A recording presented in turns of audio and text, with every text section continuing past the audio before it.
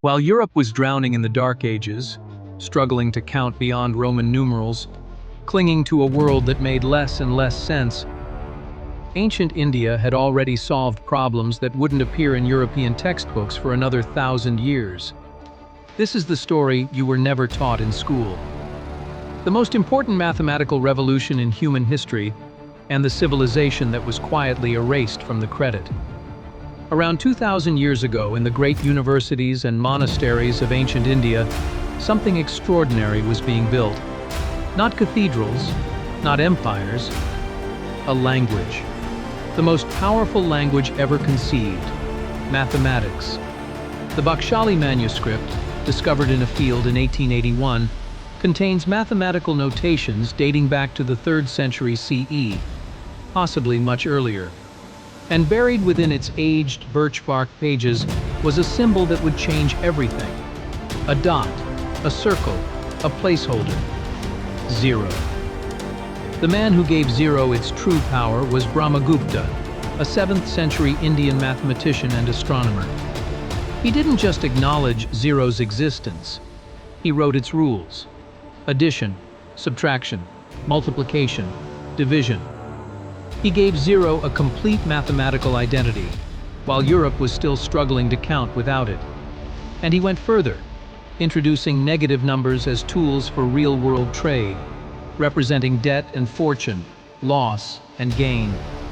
He published these ideas in 628 CE. European mathematicians were still calling negative numbers absurd and useless in the 1600s. India was using them 1,000 years earlier. Meanwhile, as Rome collapsed and the West descended into intellectual darkness, India was flourishing. Nalanda University housed 10,000 students.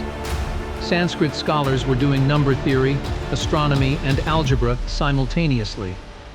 But as India's golden age faded under invasion and colonization, the scrolls began to disappear. And with them, the names of the people who wrote them. Let's talk about zero, because this is where the story becomes genuinely mind-bending. Every great civilization before India tried to build mathematics without it. The Egyptians, the Greeks, the Romans, brilliant cultures, towering minds, all building on a foundation that had a hole in it. Because you cannot do real mathematics, not algebra, not calculus, not computing, without a concept of nothingness. Without a number that means nothing, you cannot write 10. You cannot write 100. You cannot write any large number at all. Roman numerals have no zero. They have no place value. That single flaw made advanced mathematics nearly impossible for an entire civilization. Then, Brahmagupta arrived. In the Brahmasphuta siddhanta, he defined zero as a number with real properties. He described what happens when you add it, subtract it, multiply it. He didn't just fill a gap, he opened a door. And behind that door was everything. Algebra, calculus, computing, the entire architecture of the modern world. But we're only halfway through what India gave us. The quadratic formula, the one you memorized in school, carved into every algebra textbook on Earth, was developed by Brahmagupta. Not written in symbols and variables as we know them today, written as Sanskrit poetry. Mathematics so beautiful it was composed as verse, encoded in a language so precise it borders on code. Then came the Chakravala, the cyclic method, a recursive algorithm for solving a family of equations that would later be known in Europe as Bell's equation, named after a 17th century English mathematician who did not discover it. Indian scholars had solved it completely, elegantly, and rigorously, over 1,000 years before John Bell was born. This wasn't parallel discovery. This was history being rewritten. What makes ancient Indian mathematics truly extraordinary isn't just the results, it's the system behind the results. Sanskrit was not just a language, it was engineered. The scholar Panini created a formal grammar for Sanskrit in the 4th century BCE, so precise, so structured, that modern linguists and computer scientists have compared it directly to a formal programming language. Mathematical sutras were chanted, memorized through sound, transmitted across generations through an oral tradition of breathtaking precision. An entire civilization encoded mathematics into rhythm and verse, and they had variables long before algebra invented X and Y, different Sanskrit terms for unknown quantities, sometimes color-coded in manuscripts. These ideas did not stay in India. Through the Silk Road, Indian mathematical texts reached Persian scholars.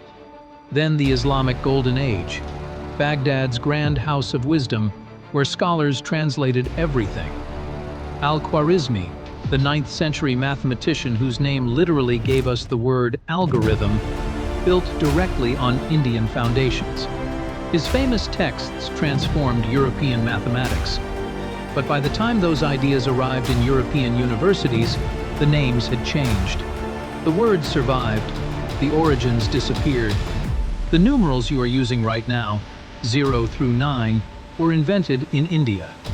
We call them Arabic numerals because they reached Europe through Arab scholars. But they were born on the Indian subcontinent. And that fact matters, because every time you type a number, write code, calculate a budget, check your bank balance, or ask your phone for directions, you are using a system that Brahmagupta's civilization gave the world. The binary logic of modern computers, the algorithms running global AI, the financial systems powering every economy on Earth. All of it traces a direct lineage back to ancient India. Yet in most Western textbooks, this story is absent, missing, buried, attributed to others. For centuries, colonial intellectual frameworks stripped these contributions from the record. But that is changing. Historians, mathematicians, and educators around the world are now working to restore what was taken, translating Sanskrit manuscripts, digitizing ancient texts, rewriting the story. Because mathematical truth does not stay buried forever. The next time you solve an equation, remember that 1,000 years before your textbook was written, a scholar in ancient India had already found the answer. The next time you use a zero, know that a man named Brahmagupta looked into the void and gave it meaning. We built the modern world on foundations we were never told about. Maybe it's time we learned whose shoulders we're standing on. If this changed how you see the history of mathematics, share it with someone who needs to hear it. And subscribe, because the history of human genius is far bigger than the version we've been taught.